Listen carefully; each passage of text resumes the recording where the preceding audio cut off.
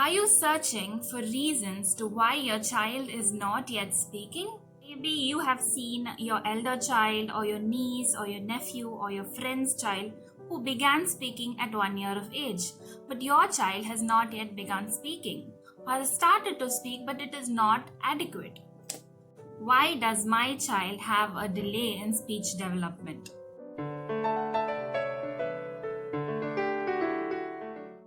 Hi, welcome back to my YouTube channel. I'm Priyanka Evangeline and I'm a speech language pathologist. If you haven't already, subscribe to my channel so you are constantly getting more information to develop your child's speech. In this video, we're going to talk about the causes of speech and language problems. Why is your child starting to speak late? What is stopping your child from speaking? We're going to explore all these questions so you have the answer as to why your child is not yet speaking. Now, if you look at the reasons for speech and language problems, there are many and they interact with each other and sometimes they co-occur together to cause a speech delay. In this video, I'm going to talk about all the different types of reasons why a child may not be speaking. These reasons are two types. One are organic causes of this communication problem and another is a functional cause of communication problem. Since, like I told you, there are many reasons, I'm going to make this video into two parts. So in the first part, I'll be talking about the organic reasons and in the second part, we'll be discussing the functional causes of a speech delay. So what is organic?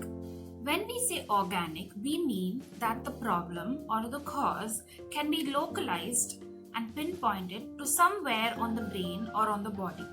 Also relates to medical conditions, medical diagnosis, genetics, bodily differences, physical differences in the body, and all these other reasons. Okay, for the ease of understanding in this video, I have divided the organic causes of a speech delay into 5 categories. In the first category, we have a hearing impairment. So when your child is unable to hear speech and the different speech sounds, it is very clear that their child is going to have a delay in beginning to speak.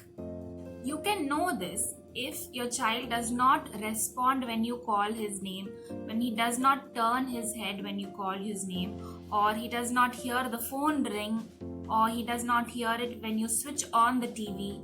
All these are signs that you can know that your child is not hearing properly. Something to note with hearing impairment is it is very easy to identify a child with a complete hearing impairment or what we call a profound hearing loss. A child with a profound hearing loss does not hear any sounds. So it is very easy to identify these children as parents. But what is more difficult and what is often missed out by parents is a child with a minimal or a mild hearing problem. Child has a minimal or a mild hearing problem. The child misses only 20 to 40% of the sounds in the environment. So this is difficult for parents to identify because they're not sure if the child really has a hearing problem or it is something else, because he hears loud sounds but he has difficulty hearing soft sounds. The child gets recurrent ear infections, recurrent cold and cough and fever, then you might suspect a minimal or a mild hearing problem. A minimal and a mild hearing problem should be taken as seriously as a profound hearing problem because this 20 to 40% of reduction in the sound that is reaching the child's ear affects the perception of the child. That is, affects how different sounds like all these sounds, how they reach the ear and reach the brain. So these small differences in the sound perception will have an effect on the child's speech. Another thing you could be missing out is your child having a hearing loss in only 1 year or a unilateral hearing loss. So this again depends on the degree of hearing loss in that year. So if it is a mild hearing loss, it's not going to affect the child much because the other ear compensates for the hearing. But if it is a profound hearing loss, the other ear still compensates, but there can be small differences in what the child understands and thereby what the child speaks. Okay. Now the second category of organic reasons is problems with the speech apparatus. So by the speech apparatus, I mean the mouth, the oral structures, the nose and the structures behind the nose, the throat and the lungs. So when a child has some differences in the speech apparatus, in the anatomy of the speech apparatus, then what you can expect is the child will have reduced speech clarity or pronunciation problems. Some conditions that can cause these changes in the speech apparatus can be 1. A cleft lip or palate, a cleft of the lip or a cleft of the palate that is present at birth, or something called tongue tie, where the tongue is attached to the floor of the mouth and does not move freely to the front. There are another type of disorders called the oromyofunctional disorders, where the child is unsure of how to use the muscles and the structures of the mouth to produce speech. So these children might have a little too much drooling, or something we call the tongue thrust, where they keep the tongue habitually in the forward position, like an open mouth with the tongue outside for a long period of time. It also includes children who exhibit lisping, that is where they put the tongue a little forward when they speak sound, so the S sound is very pronounced. Now the third category of organic reasons is neurological. So here the root cause of the problem is located within the child's central nervous system. Here it can be because of something called cerebral palsy. It can be because of the child's brain did not receive enough oxygen during pregnancy or at birth. Intellectual disability.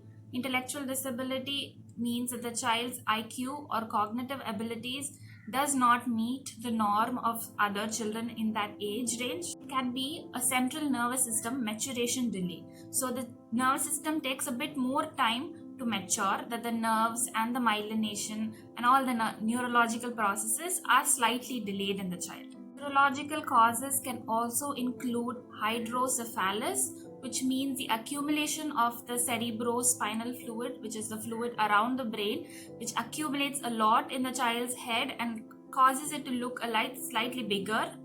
Another reason can be the agenesis of the corpus callosum. So the corpus callosum is a bundle of fibers which connects both the hemispheres of our brain. Now, if this bundle of fibers does not develop well, which we can call an agenesis of the corpus callosum, where the information is not transmitted between the two hemispheres, this can be one reason. Or it can be reasons like neurofibromatosis, where there are small tumors along the brain and the spinal cord. So there are many neurological reasons that can also cause these a delay in speech and language development. Now the fourth category of organic reasons is genetic conditions. So many genes and many syndromes related to speech and language disorders are present. One common syndrome is Down syndrome. So children with Down syndrome have an extra chromosome. What this does to the body is it reduces the size of the oral cavity, so they are not able to freely move the tongue to produce speech sounds. Apart from Down syndrome, there are other syndromes like velocardiofacial syndrome, which does not allow the proper development of bodily structures, or others like Turner syndrome or Prader-Willi syndrome. And there are different types of syndromes that can affect how the body anatomy develops and how it functions. Now the fifth category of organic causes are prenatal causes. So by prenatal, what I mean is when the child is in the mother's womb, what are some things that could have affected the child? One can be placental insufficiency. So that is when the nutrition, the oxygen is not reaching the child properly, not reaching the baby properly from the mother.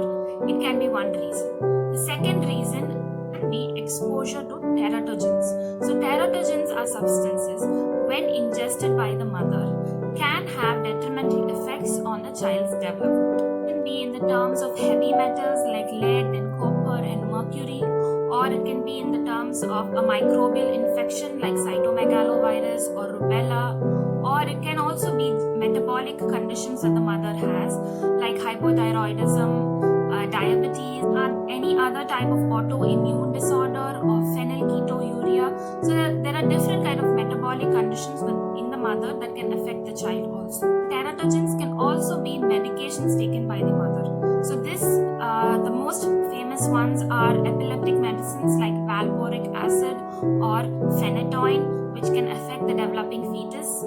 Medicines like thalidomide or warfarin or oral contraceptive hormones or antipsychotic drugs can also have an effect on the developing child. So here you have 5 organic reasons for a speech delay. It can be a hearing loss, can be a profound hearing loss or a minimal hearing loss. It can be any differences in the child's speech production mechanism or the speech apparatus. It can be neurological, that is brain-based causes. It can also be genetic causes like a syndrome, or it can also be prenatal causes during the development of the child. Okay. Now, when your child does not have any of these, then it can be a functional speech and language delay. A functional speech and language delay again are many, and to watch that, watch the second part of this video. Now that you've seen this video, are there any organic reasons to your child's speech delay? Let me know in the comments. Once again, don't forget to subscribe to my channel and like this video. Hold on and stay tuned for the next week's video, which is functional reasons for a speech delay. See you then.